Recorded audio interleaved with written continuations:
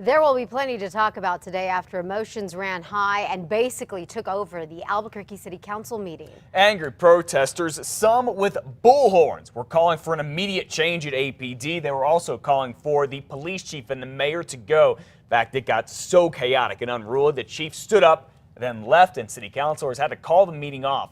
News 13's Samantha McDonald is live downtown. She has a recap of what went down. Good morning, Samantha. Good morning, Matt. It was here last night where protesters took over the city council meeting. They had a lot to say, and they were not waiting for the council president's gavel to speak their minds. This is no longer your meeting. This is the people's meeting. This is democracy in action. Your monocultural activities in our community displayed on Albuquerque. Fire the fucking chief! Quit sitting on your hands! Fire the fucking chief! It was a complete takeover, as you can hear, of Albuquerque City Council chambers.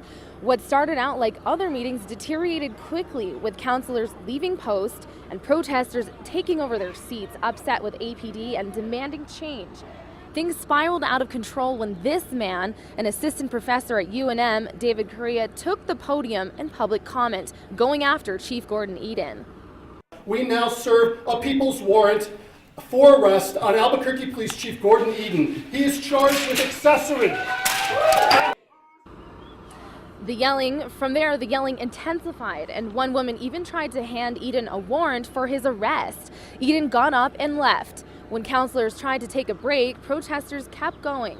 Some councilors eventually returned, and Councilor President Ken Sanchez tried to defuse things, but it was useless. We have no control of this meeting. This meeting is literally at random.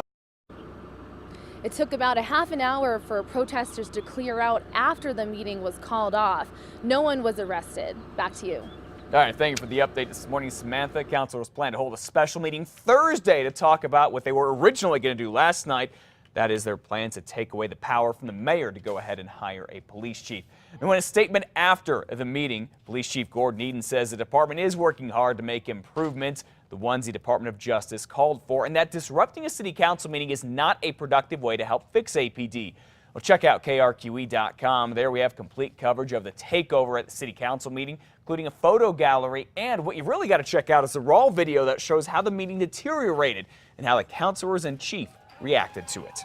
Lapel camera video from APD's latest shooting could be released as early as today. 50-year-old Armand Martin was shot and killed Saturday after a long SWAT standoff. Police say Martin threatened his wife and children, then barricaded himself inside his West Side home, refusing to speak with negotiators. Once Martin's family was safe, APD says he came out of the front door, firing 2 handguns. Police fired back, hitting Martin in the chest.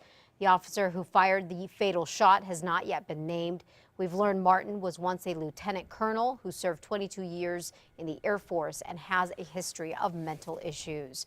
Meanwhile, New Mexico State Police say the man critically injured by one of their officers this past weekend fired dozens of rounds before officers managed to stop him. Mr. Holguin fired approximately 75 to 80 rounds at officers during the ordeal. After a domestic dispute in Los Lunas Friday night and after refusing to cooperate with officers, 41-year-old Daniel Holguin repeatedly fired with a high-powered rifle, according to state police. At one point, officers say they tried using a beanbag to subdue Holguin, but that did not work. Mr. Holguin was able to retrieve the rifle, which he shouldered, and pointed at approaching officers. Officers then fired at Mr. Holguin. Holguin is in critical condition at UNM Hospital. He faces several charges. 3 state police officers opened fire, but there's no word on which of them hit Holguin. Staffing shortages at the 911 Emergency Center in Bernalillo County have left dispatchers sending out a 911 call of their own this morning. We all know there's a problem and it needs to be fixed, and it's been a problem for a long time.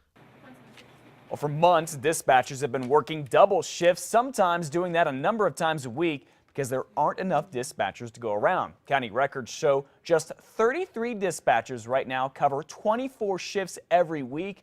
There are nearly a dozen vacancies for emergency communication officers right now, and there could be more sooner or later because of workers getting burned out. What the stress levels like, how tired they are, and how alert are they when our firefighters need them to, dispatch our calls or listen for important information that's coming over the radio. County leaders tell us the plan is to try to overstaff the Emergency Communications Center until they can hire more dispatchers. A state legislator here in New Mexico is calling on the U.S. Border Patrol to reconsider its policy of seizing medical marijuana at checkpoints in the southern part of the state.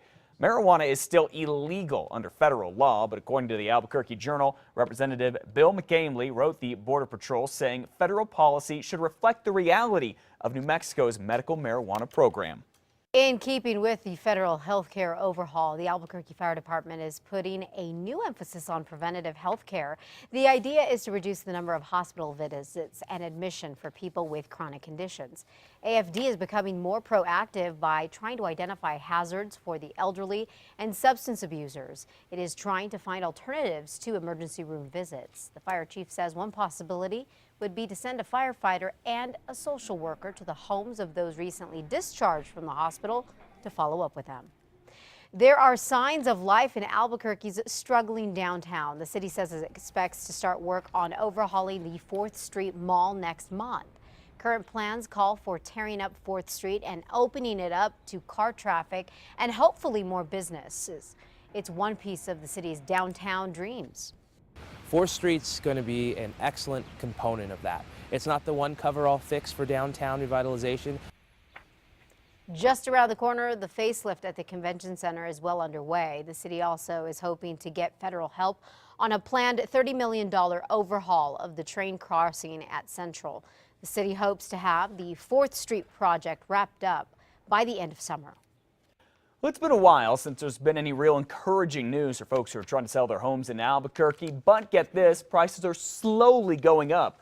According to the Greater Albuquerque Association of Realtors, the prices that homes sell for are up nearly 2% from last year. While that may not sound like much, it's just 2%, it is a sign the housing market is slowly recovering. The median price for a single-family home is just under $173,000.